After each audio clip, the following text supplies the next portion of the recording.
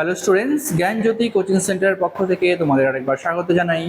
আমি রাজীব স্যার এবং আজকে আমরা আলোচনা করব বিকেইউ ইউনিভার্সিটির আন্ডারে তোমরা যারা ফোর্থ সেমিস্টারের জন্য পড়াশোনা করছো পলিটিক্যাল সায়েন্স নিয়ে, তাদের জন্য মেজর 5-এর যে টপিকটা আজকে আমরা নিয়ে এসেছি সেটা হলো জ্যাবোদার সার্বভৌমত্ব তত্ত্ব। ঠিক আছে, তো এই সার্বভৌম তত্ত্ব কি, এটা থাকবে তোমাদের ফোর্থ সেমিস্টারের মেজর 5-এর একটি খুবই গুরুত্বপূর্ণ বিষয়।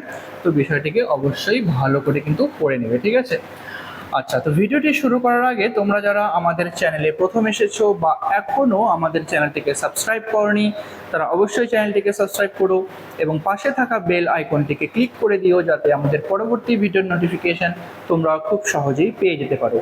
এছাড়া তোমরা যারা অনলাইনে আমাদের সাথে যুক্ত হতে চাও এবং আমাদের থেকে কোর্স পারচেস করতে চাও, তারা অবশ্যই স্ক্রিনে যে দুটো ফোন নাম্বার দেখতে পাচ্ছ, এই দুটো ফোন নাম্বারে আমাদের সাথে সরাসরি যোগাযোগ করে নিতে পারবে। অনলাইনে যেই সমস্ত সুযোগ সুবিধাগুলো আমরা তোমাদের জন্য রেখেছি, তোমরা আমাদের এখানে পেয়ে যাবে live classes, recorded classes, high quality notes এবং 100% কমন সাজেশন। মেজর স্টুডেন্টদের জন্য পুরো সেমিস্টারের কোর্স ফি রাখা হয়েছে অল সাবজেক্টের জন্য শুধুমাত্র 1199 এবং মাইনর স্টুডেন্টদের জন্য রাখা হয়েছে পুরো সেমিস্টারের কোর্স ফি অল সাবজেক্টের জন্য শুধুমাত্র 699। এছাড়া গুগল প্লে স্টোরে আমাদের একটা অ্যাপ্লিকেশন রয়েছে, যেই অ্যাপ্লিকেশনটার নাম হলো পিস্টিকল এডুকেশন। তো এই অ্যাপ্লিকেশনটা ডাউনলোড করেও তোমরা আমাদের সাথে যুক্ত হতে পারো এবং অ্যাপ্লিকেশনে থাকা যে বিভিন্ন কোর্সগুলো রয়েছে সেই কোর্সগুলোর অ্যাক্সেস গ্রহণ করতে পারো। আর এই মুহূর্তে তোমাদের সমস্ত স্টুডেন্টদের জন্য আমাদের এখানে একটা স্পেশাল অফার চলছে, যেটা হলো শুধুমাত্র 99 রুপিজে আমাদের এখানে রেজিস্ট্রেশনের মাধ্যমে তোমরা পেয়ে যাবে মেজর বা মাইনর যেটাই কোর্স তোমরা পারচেস করো না কেন, সম্পূর্ণ কোর্স কিন্তু 50% অফে তোমরা পেয়ে যাবে। ঠিক আছে, তো তার জন্য তোমাদের করতে হবে যে আমাদের যে অফিসিয়াল নাম্বার আছে, অফিসিয়াল নাম্বারে কল করে এই যে অফারটা রয়েছে এই অফারটার সুযোগ তোমরা নিতে পারবে। ঠিক আছে, আচ্ছা, তো চলো এবার তোমাদের যে মেন টপিকটা রয়েছে সেই মেন টপিকটা আলোচনা করা যাবে। দেখো কি আছে।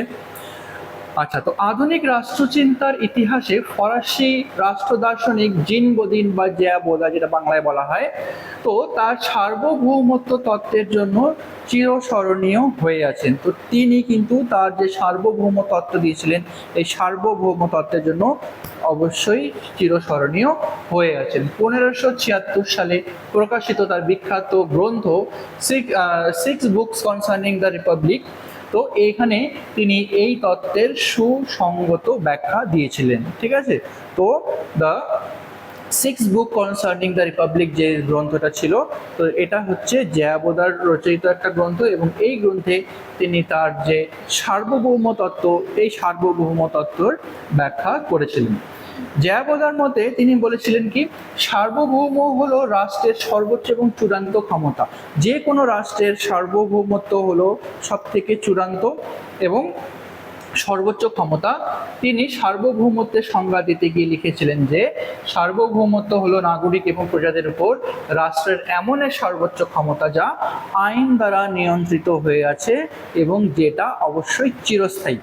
ঠিক আছে, তো সার্বভৌমত্ব ক্ষমতা বলতে তিনি বুঝিয়েছিলেন যে নাগরিক এবং প্রজাদের ওপর আইন দ্বারা যেই ক্ষমতাটা প্রয়োগ করা হয় এবং যেই ক্ষমতাটা অনিয়ন্ত্রিত, যেটাকে কখনোই অন্য কারো দ্বারা নিয়ন্ত্রণ করা যাবে না এবং যেই ক্ষমতাটা হলো চিরস্থায়ী, তাকে আমরা বলবো সার্বভৌমত্ব।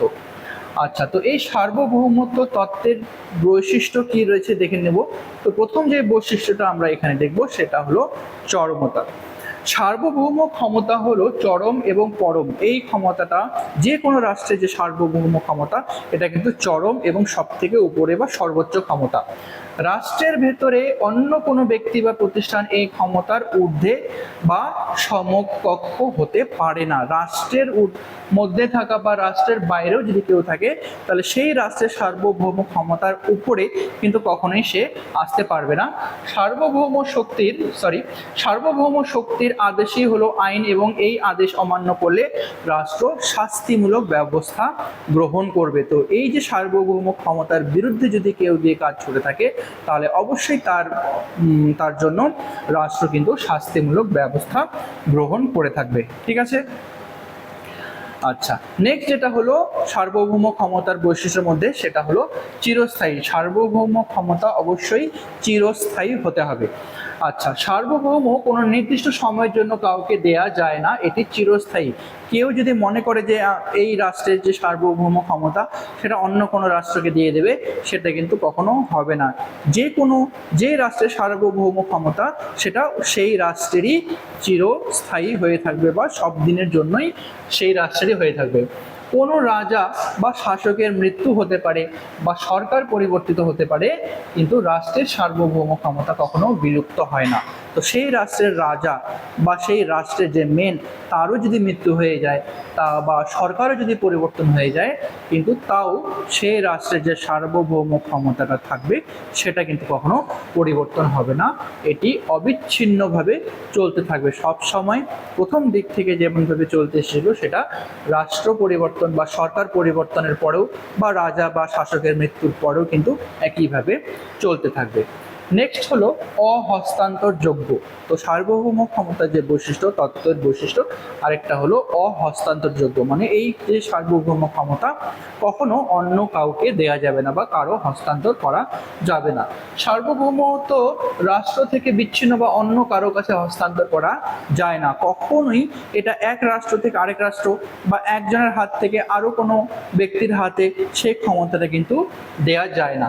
বোদার মতে সার্বভৌমত্ব হস্তান্তর করার অর্থ হলো স্বয়ং রাষ্ট্রের অস্তিত্বকে বিপন্ন করা বা রাষ্ট্রকে ধ্বংস করে দেওয়া। তো তিনি বলেছিলেন কেউ যদি এই যে সার্বভৌম ক্ষমতাকে যদি কখনো যদি হস্তান্তর করে থাকে, তাহলে তার মানে হবে সেই রাষ্ট্রকে ধ্বংস করে দেওয়া। ঠিক আছে।